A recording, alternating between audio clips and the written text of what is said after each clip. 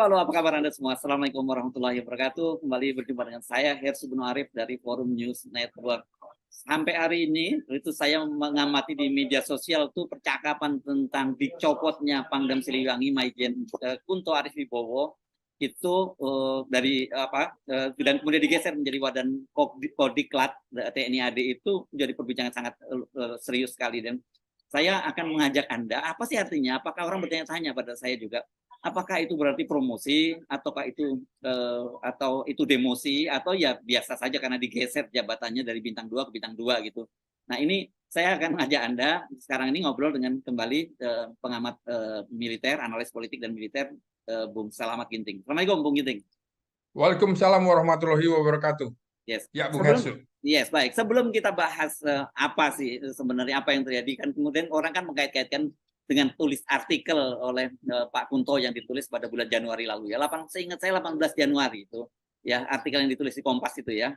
Gitu ya. Artinya kemudian orang kalau dia dianggap itu hukuman buat Pak Kunto kan udah cukup lama, udah setengah tahun berlalu kan gitu ya, Bung gitu. Mari kita bahas apakah itu jabatan promosi atau itu demosi atau ya pergeseran biasa, dan bagaimana dengan karir dari Pak Kunto ini yang ada mutra dari mantan Wapres dan Panglima TNI Pak Tri Sutesno.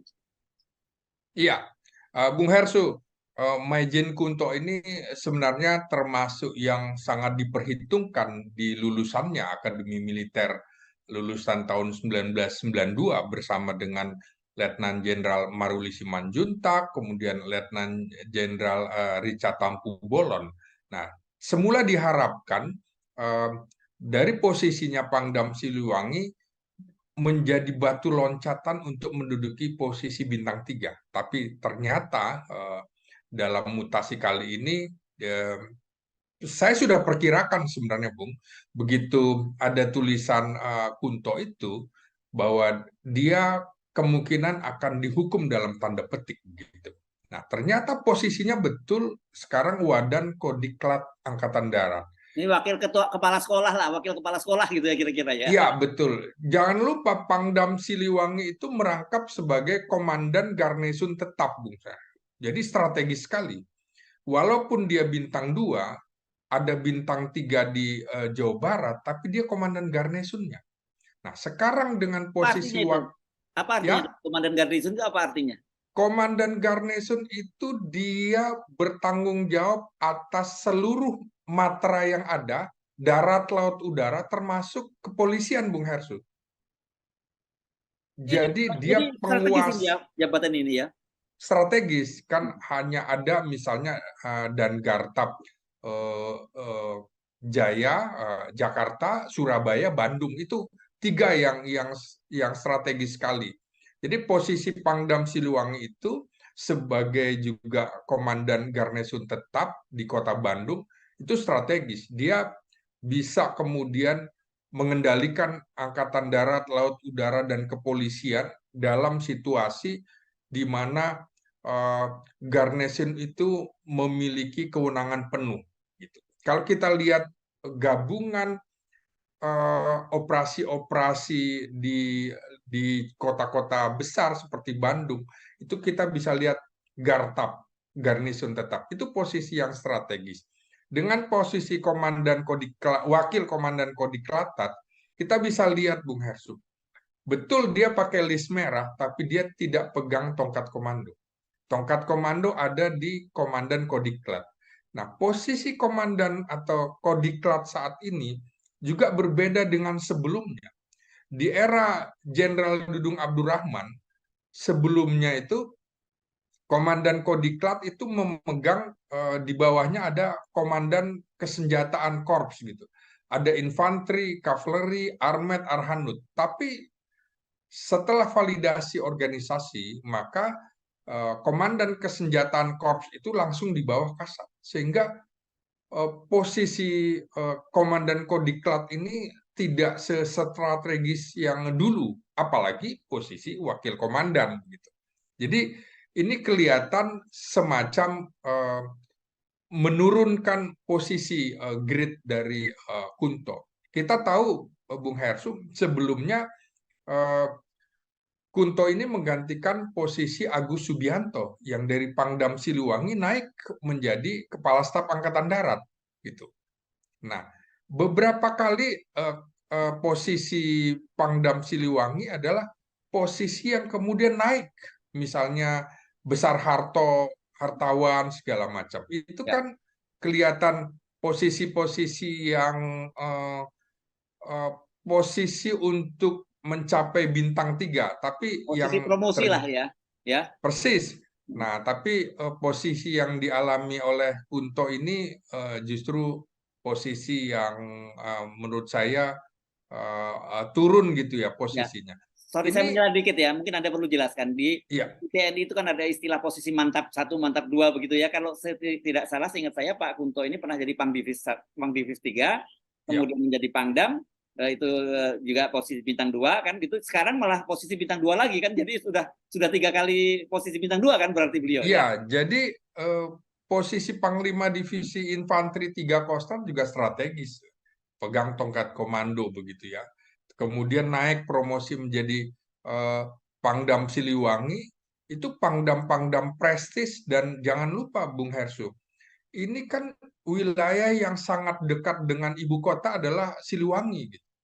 Dalam setiap peristiwa-peristiwa politik, misalnya 98 dan lain-lain, atau 74, di mana ada konflik elit militer segala macam, peran Kodam Siliwangi itu sangat besar sekali.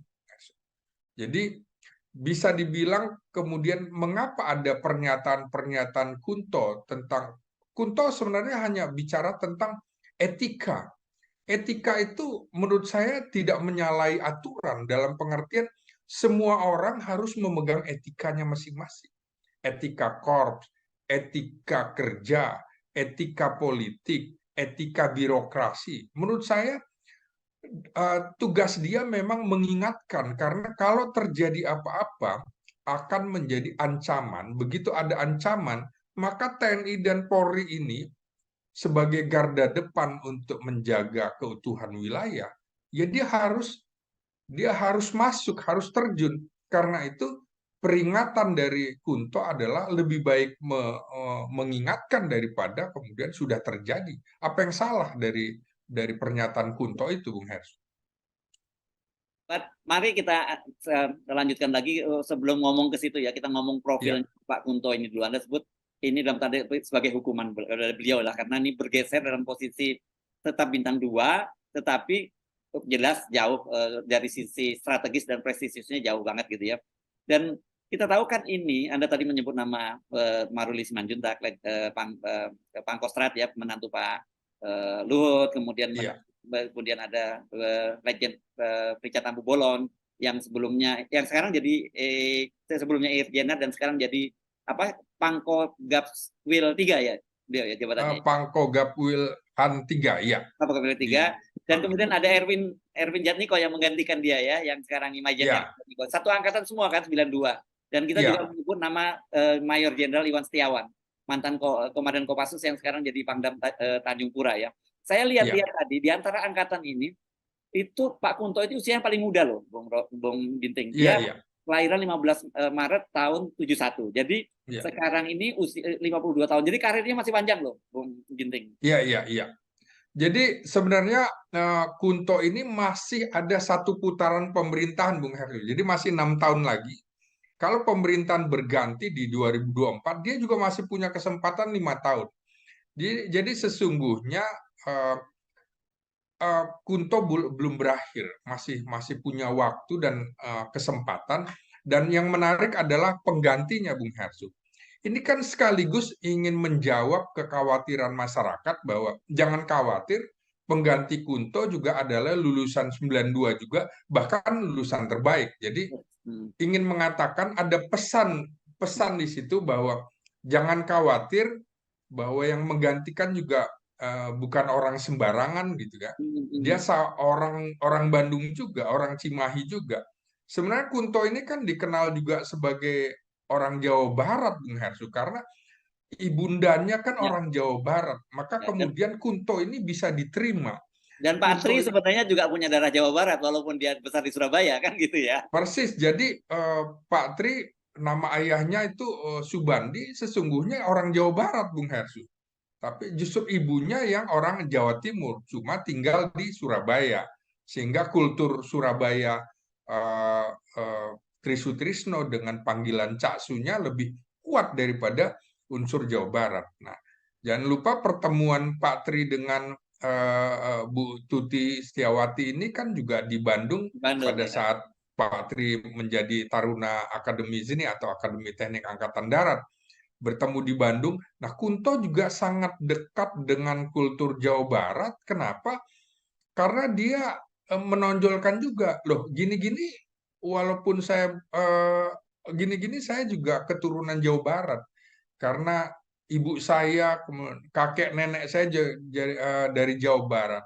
Nah, Siliwangi ini kan terkenal, Bung Hersu, terkenal sejak revolusi kemerdekaan. Kita ingat Long March, Bung Hersu. Long March dari Siliwangi, dari Jawa Barat ke Jawa Tengah, kemudian balik lagi dari Jawa Tengah ke Jawa Barat yang sampai 600 km. Tidak ada tradisi militer yang begitu kuat seperti Siliwangi, dalam pengertian Long March itu kan diikuti bukan hanya oleh prajurit Siliwangi, tapi juga oleh istri dan anak-anaknya. Di situ bayangkan, dalam mempertahankan kemerdekaan, keluarga Siliwangi itu kompak berjuang. Jadi bagaimana dalam Long March 600 km itu kita tahu harus melewati hutan, gunung, dan segala macam.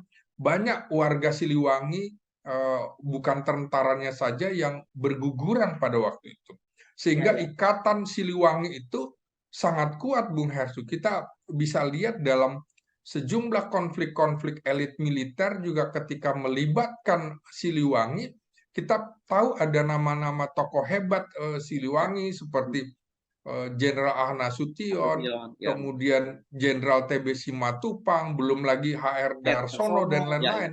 Hmm. Itu kan ikon-ikon Siliwangi, bahwa Siliwangi memang sepertinya harus kritis. Hmm. Menjadi tentara Siliwangi menjadi kritis. Karena Siliwangi juga yang bisa menumpas peristiwa PKI di Jawa Tengah dan Jawa Timur, sekaligus ketika di Jawa Barat dia harus berhadapan dengan warga Jawa Barat yang ketika itu Indonesia bisa dibilang terjadi kekosongan, mereka merasa bahwa RIS itu, mereka tidak setuju dengan RIS, maka kemudian mereka bergabung dengan NI dan segala macam, merasa bahwa kemudian posisi kami serba sulit, warga Jawa Barat dan segala macam. Jadi bagaimana Siliwangi bisa menyelesaikan persoalan-persoalan termasuk RMS, kemudian Kahar Muzakar di Sulawesi Selatan segala macam. Jadi memang Pangdam Siliwangi itu pangdam prestis. Dulu Nah, juga sama, Bung Hersum.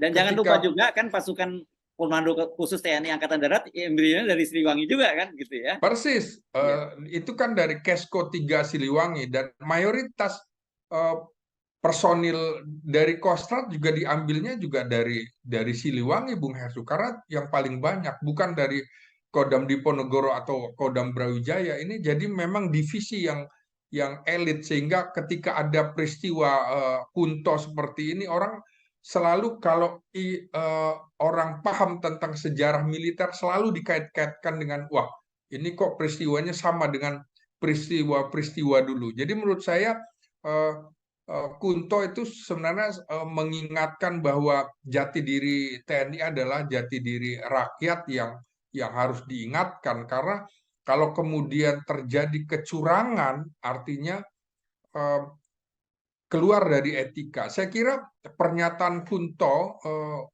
dalam tulisan-tulisannya, menurut saya ini berdasarkan laporan dari Babinsa, Bung Hersu, bahwa Babinsa barangkali melaporkan ada dugaan potensi yang berpotensi terjadi kecurangan dalam pemilu 2024 mendatang. Makanya kemudian dia merasa bahwa saya perlu mengingatkan hal itu. Begitu, Bung Hersu. Ini memang ketika muncul pernyataan dari Pak Kunto itu banyak sekali pro kontra ya. Yang mendukung banyak sekali juga, tapi yang Iya, kritis terhadap beliau juga banyak sekali karena ini kan tentu saja dikaitkan dengan masa lalu dari TNI ketika dui fungsi ya, ketika Ya, menjalankan fungsi-fungsi politik ya. Nah itu yang banyak para penggiat sipil, aktivis masyarakat sipil khawatir dengan pernyataan dari Pak Kunto. Tapi bagaimana sih Anda melihat ini meletakkan persoalan itu ketika dia bicara tentang kekhawatiran dia terhadap etika politik yang sudah hilang di kalangan politisi, yang harusnya lembaga politik itu kan kita tersirat begitu ya, lembaga politik yang harusnya bisa menciptakan situasi yang kondusif buat bangsa justru malah menjadi semacam provokator, dan karena itu dia menyimpulkan ya kalau begini TNI tidak tinggal diam, kan itu kira-kira yang dipikirkan oleh beliau ya. persis Bung Hersu. Karena itu publik harus mengetahui juga tugas pokok TNI ini sebenarnya apa sih? Tugas pokok TNI kan tiga ya, menegakkan kedaulatan negara, mempertahankan keutuhan wilayah berdasarkan Pancasila dan Undang-Undang Dasar 45, serta melindungi segenap bangsa dan tumpah darah Indonesia dari ancaman dan gangguan terhadap keutuhan bangsa dan negara. Jadi peringatan Kunto itu mengacu kepada tugas pokok yang ketiga itu, Bung Hersu, melindungi segenap bangsa dan seluruh tumpah darah Indonesia dari ancaman dan gangguan terhadap keutuhan bangsa dan negara. Kalau kemudian semua mengabaikan etika, ini berpotensi menjadi ancaman dan gangguan terhadap keutuhan bangsa dan negara. Jadi saya pikir ada pijakan mengapa Kunto mengingatkan hal itu. Belum lagi kalau kita mengacu kepada Sabta Marga, marga pertama kan jelas kami warga negara Kesatuan Republik Indonesia yang bersendikan Pancasila. Kalau bicara Pancasila, berarti bicara ketuhanan yang Maha Esa. Di situ ada moral gitu, ada moral ketuhanan, kita nggak boleh curang gitu. Nah, ini kan sama dengan di marga kedua, kami patriot Indonesia, pendukung serta pembela ideologi negara yang bertanggung jawab dan tidak mengenal menyerah. Dan dia merasa bahwa itu harus bertanggung jawab dan tidak mengenal menyerah, maka dia merasa perlu itu mengingatkan gitu. Ini kan sama dengan uh, bagaimana Jenderal Sudirman mengingatkan kepada Soekarno, kepada Hatta, kalau kami ikut menyerah seperti presiden dan wakil presiden, maka negara ini nggak ada.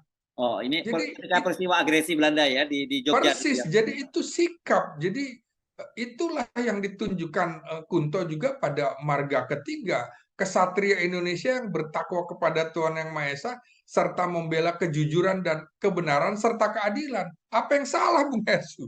Jadi menurut saya dia mengacu pada tugas pokok TNI dan juga Sabta Marga TNI dari tiga marga yang saya sebutkan juga itu jelas bahwa dia mengacu ke situ dan dia Bayangkari, merasa bahwa sebagai Bayangkari negara dan bangsa Indonesia dia harus mengingatkan itu.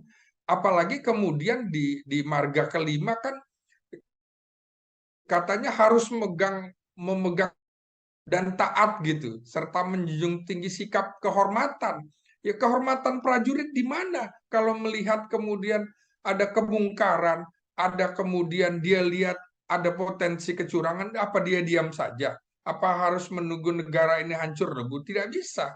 Apalagi kemudian eh, di dalam marga keenam juga disebutkan mengutamakan keperwiraan di dalam melaksanakan tugas serta senantiasa siap berbakti, yaitu bagian dari bakti dia kepada bangsa dan negara, serta itu tadi katanya harus menepati janji dan sumpah prajurit. Saya kira nggak ada yang salah apa yang Oke. dikemukakan oleh Kunto. Jangan-jangan lembaga-lembaga yang tadi mengkritik itu dia tidak memahami tugas pokok TNI, tidak memahami Sabta Marga TNI. Jangan lupa Bung Hersu, di negara di negara manapun militer itu ya, militer tidak akan pernah campur tangan dalam panggung politik jika rejim sipil yang berkuasa itu mempunyai legitimasi yang kuat dan pertikaian antar kelompok kepentingan dari pihak sipil tidak mengganggu kestabilan dan jalannya pemerintah. Loh, bagaimana kemudian kalau potensi kecurangan atau konflik dalam pemilu itu mengganggu stabilitas nasional? Kemudian rejim yang hadir adalah rejim yang tidak mempunyai legitimasi yang kuat. Karena itu dia perlu mengingatkan kondisi-kondisi ini kan. militer juga melakukan intervensi atau ketidakpastian politik kalau politisinya lemah dan terjadi politicking demi kepentingan sesaat untuk golongannya masing-masing yang bisa menimbulkan kestabilan politik. Jadi menurut saya apa yang diungkapkan Kunto itu masih mengacu betul-betul eh, pada aturan main yang menjadi komitmen TNI. Begitu Bung Hersu. Ya, tapi saya kira kan begini, Bung Ginting ya, Ya, kita kan punya pengalaman buruk di Orde Lama, begitu ya. Sorry, di Orde ya, Baru, ketika kemudian TNI berdui fungsi dan masuk ke semua sektor sektor sipil, begitu ya. Dan itu ya, kan yang terjadi di masa Orde Baru, dan itu yang kemudian dikritik di era reformasi dengan doktrin back to basic dari TNI, gitu ya. Mungkin kita bisa pahami kalau ada kekhawatiran-kekhawatiran semacam itu. Gimana, Bung Ginting? ya. Kita kan melihat ini kan rangkaian sejarahnya dimulai dari ketika kemudian TNI TNI dengan dui fungsi atau jalan tengahnya harus menghadapi peristiwa pemberontakan Madiun, Bung Hersu. Apakah harus diam? Maka kemudian TNI menggantikan posisi-posisi kades, lurah atau camat yang memang mereka terpapar oleh komunis. Pada saat itu harus digantikan oleh TNI, kemudian 2 tahun kemudian diserahkan kembali. Karena kalau tidak, situasi di Jawa Tengah waktu itu adalah termasuk di Jawa Timur, sebagian Jawa Timur, sudah dikuasai oleh PKI, birokrasi ini dikuasai oleh PKI. Bagaimana kemudian kalau TNI tidak turun? Jadi dui fungsi dalam pengertian waktu itu seperti itu. Jadi untuk sementara. Nah, sama dengan jalan ini kan jalan tengahnya eh, Nasution begitu maksudnya. Masuk kemudian mengembalikan kembali ke dalam keadaan yang normal. Setelah normal dikembalikan.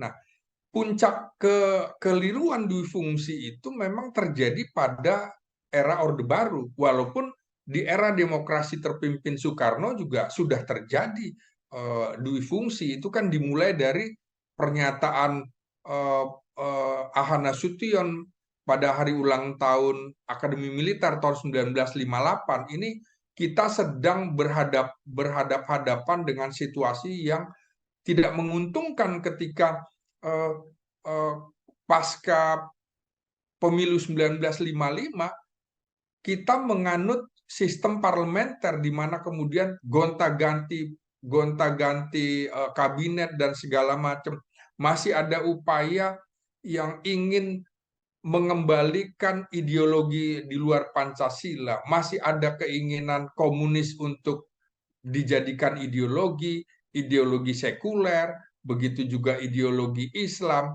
maka kemudian TNI turun dalam hal ini, yaitu tadi seperti marga pertama dan kedua, demi menjaga ideologi Pancasila.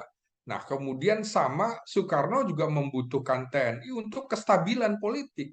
Ya, Ini oke. juga digunakan oleh Presiden Soeharto, cuma sayangnya di era 1980-an itu nyaris seperti Bung Hersu bilang, dulu kalau ingin menjadi apa-apa, ya masuklah ke TNI, masuklah ke Akabri, supaya bisa jadi apa-apa. Tapi sekarang kalau kita boleh jujur, sama juga. Ini adalah eh, multifungsi partai politik. Kalau mau jadi apa-apa bisa lewat partai politik. Dan artinya sekarang juga kita harus kontrol partai politik itu tidak bisa sewenang-wenang. Kalau memang dulu mengontrol TNI ada penyimpangan, oke, kita perbaiki di peristiwa reformasi 1998, maka kita juga kemudian apa yang harus diperbaiki dari partai politik kita perbaiki, bukan berarti kemudian TNI kembali ke barak dan tidak memegang teguh sistem pertahanan keamanan rakyat semesta. Ini kan bagian dari sistem pertahanan rakyat semesta, apa yang dilakukan, apa yang diingatkan oleh Maijen Kunto tentang etika politik itu, Bung Hers. Ya, oke. Tapi dari interaksi Anda dengan kalangan internal TNI ya, seberapa besar orang seperti pemikiran-pemikiran, bukan kita nggak ngomong orangnya ya, Ya. pemikiran seperti Kunto itu mendapat dukungan di internal? Saya banyak sebenarnya berdiskusi dengan sejumlah perwira tinggi, mereka juga mengatakan hal yang hampir serupa dan senada dengan Maijen Kunto. Mereka khawatir kalau kemudian pemilu ini memporak-porandakan sendi kehidupan bangsa dan negara karena yang bisa mencium potensi adu domba antara lain TNI. Dia mencium potensi adu domba, kemudian adu domba dari mulai adu domba yang paling efektif adalah pada saat pelaksanaan pemilu. Maka kemudian semuanya juga berpikir bahwa ini sebenarnya pemikiran yang banyak juga ada di kepalanya para perwira tinggi. Cuma memang tidak banyak yang berani mengemukakan, Ya, poinnya itu ya. mengekspresikan secara komunikasi politik seperti Kunto. Barangkali karena Kunto dalam tanda petik Bung Hersu itu adalah darah biru sehingga dia berani, yang lain merasa bahwa saya nggak punya backing apa-apa gitu. Sementara Kunto itu kan memang punya darah perjuangan ayahnya yang selalu dari dulu kan polanya sama. Trisutrisno identik bicara dengan persatuan dan kesatuan. Begitu kan Bung Hersu kita jadi wartawan dulu, bagaimana Ya, selalu itu dia. pidatonya persatuan dan kesatuan. Nah, Ya, ini artinya Kunto mengimplementasikan apa yang dicirikan oleh bapaknya. Ini ada potensi perpecahan begitu. Kira-kira begitu, Bung Hersu. ya saya Anda mengingatkan saya ketika masih aktif di lapangan. Saya sering Ah, kebingungan iya. wawancara dengan Pak Tri ini apa lagi pernyataan yang baru dari Pak Tri selain persatuan dan kesatuan. Iya. Oke, baik. Tapi pertanyaannya begini ya, Bung Ginting ya. Saya kembali lagi ke belakang. Meskipun ini jaraknya sudah 6 bulan ya, saya kira kan Januari sekarang Juli, jadi udah 7 bulan lah. Ya, Saya kira figur jenderal bintang PPAD, di Popabri, di veteran, artinya orang yang dihormati setelah kemarin misalnya ada Jayosiono ya. setelah wafatnya Jenderal Wijoyo Suyono. Jadi menurut saya apa yang dikemukakan oleh Kunto menurut saya wajar-wajar saja. Dia sebagai perwira muda karirnya masih panjang dan belum tentu karirnya berakhir. Bahkan Bung Hersu, kalau terjadi pergantian rejim bukan tidak mungkin Kunto termasuk yang diharapkan untuk menjadi elit TNI ke depan, yang memimpin TNI ke depan. Saya kira dia, kalau kita lihat bagaimana gerakan teritorialnya ini kan sangat aktif, Bung Hersu, ke Garut, ke wilayah-wilayah yang berpotensi terjadinya gangguan ideologi dan segala macam. Seperti misalnya spanduk-spanduk kan juga begitu, Bung Hersu. Kalau ada penyimpangan anggota TNI, lapor ke dia. Ada nomor handphone dia Ada nomor handphonenya. Itu kan artinya dia berani, dia bukan berada di Menara Gading, dia ingin dekat dengan rakyat. Ya, inilah sesungguhnya fungsi pembinaan teritorial TNI yang harus diwujudkan oleh Panglima Komando Wilayah, begitu, Bung. Oke, nah tadi Anda potong pertanyaan saya tadi, apakah walaupun sudah berselisih 6 bulan atau sampai 7 bulan itu tetap Anda melihat ini sebagai hukuman gitu ya, ketika dia di tempat bukan dipromosi tapi malah digeser menjadi wakil kepala sekolah. Gitu.